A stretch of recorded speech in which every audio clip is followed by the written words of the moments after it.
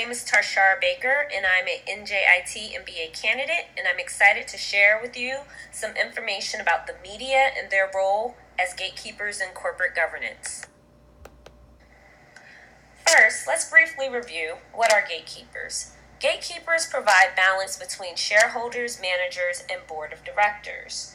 Most shareholders lack the ability and resources to effectively nominate and elect the board of directors, which creates the potential of unfit members to be on the board and board members and managers executing their own interests instead of the interests of the shareholders. Gatekeepers balance the power and provide information to the investors. Gatekeepers are intermediaries. They execute important services that benefit the investors. They monitor certain facets of the business to confirm the quality of disclosures and confidence in corporations. Examples of what gatekeepers monitor include auditors who give independent assertions that company's financial state is accurate, or credit rating agencies that verify a company's creditworthiness. They hold corporations accountable to corporate governance standards and business ethics by disclosing information about the corporation, be it positive or negative, to the shareholders and the public.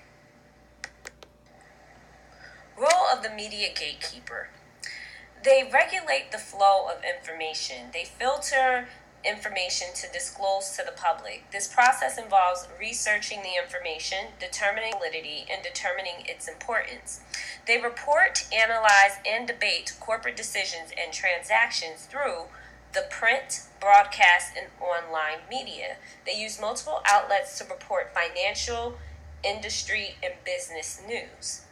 They disclose any information regarding corporations and industries. The media has a responsibility for reporting factual news, and the media holds board members and managers accountable for their actions and creates ethical constraints for board members and managers. Some corporate law scholars believe that the desire of managers and directors to have a positive reputation helps to serve as a constraint from acting unethically, because the media can expose and damage the manager and board of directors' reputations.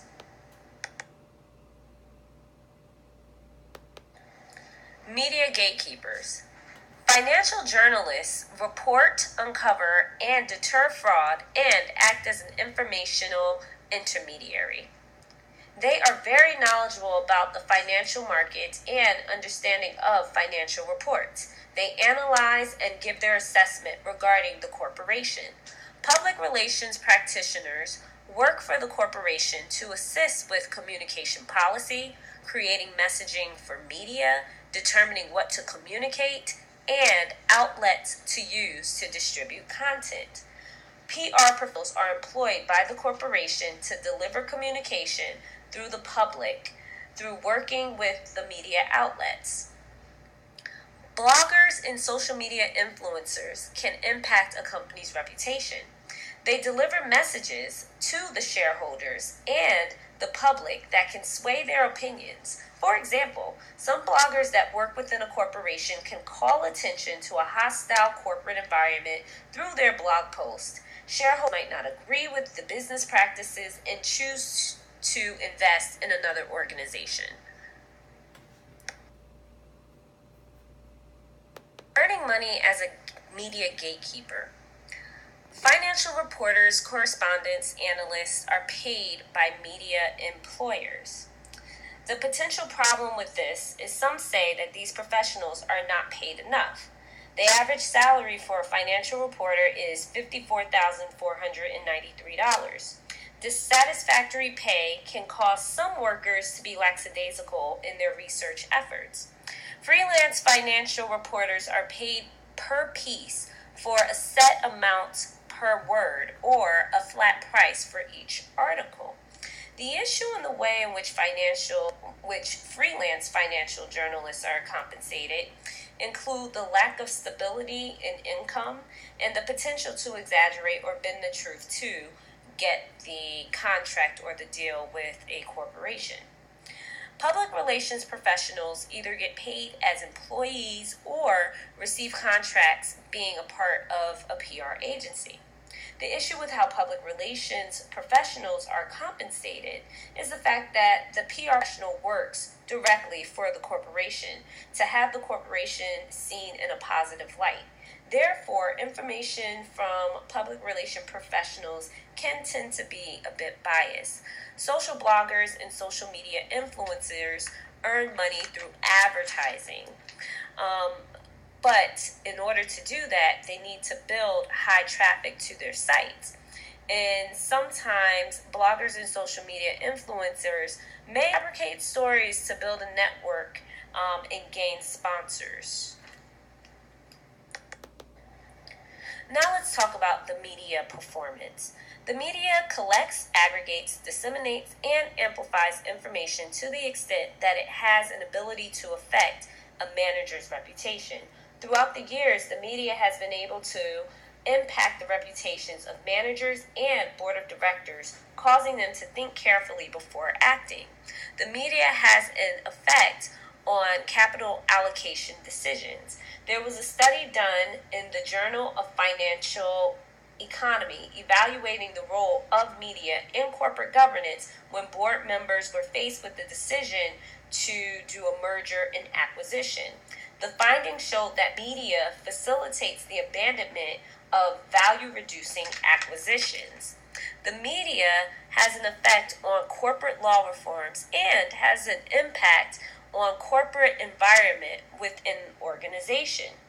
The recent Nike sexual harassment and discrimination scandal that hit headlines is a prime example of how media can change corporate culture. As soon as the news hit the airways, CEO Mark Parker put out a press release stating that these cases would be handled, and immediately thereafter, 11 senior managers were fired. So the media has done so much. However, they dropped the ball significantly during the financial crisis. During the financial crisis, financial press failed to cover the crisis in 2008 when faulty loans became apparent. Reporters were sensitive regarding what to report because financial companies are particularly vulnerable to a loss of confidence when the media reports negative news. However, the media has the responsibility to report the facts.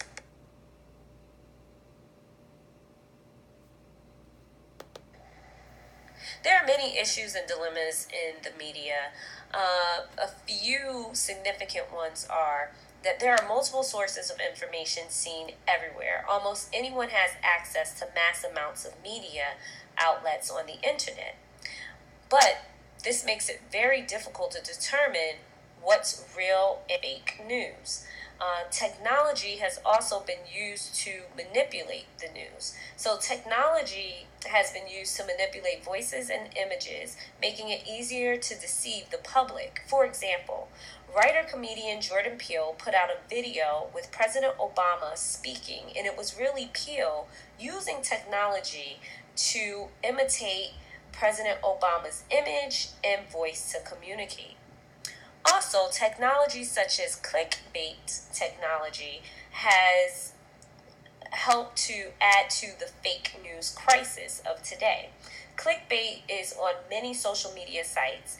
It is a style to lure and induce the curiosity of an audience so they can click on the headline and read about the article. However, it might not be a reliable news source. And currently, American citizens have a reduced level of confidence in the news. In the recent Gallup survey, results showed American citizens' trust within mass media is at 32%, which is at an all-time low. So this calls for the need for media gatekeepers. In conclusion, media plays a significant role as a gatekeeper in corporate governance. The media uses multiple modes of communication outlets to report information on corporations and industries. Managers and board members desire to keep a positive reputation, therefore, they are mindful of their image in the media. Fake news through the vast internet channels has caused dilemmas in delivering information.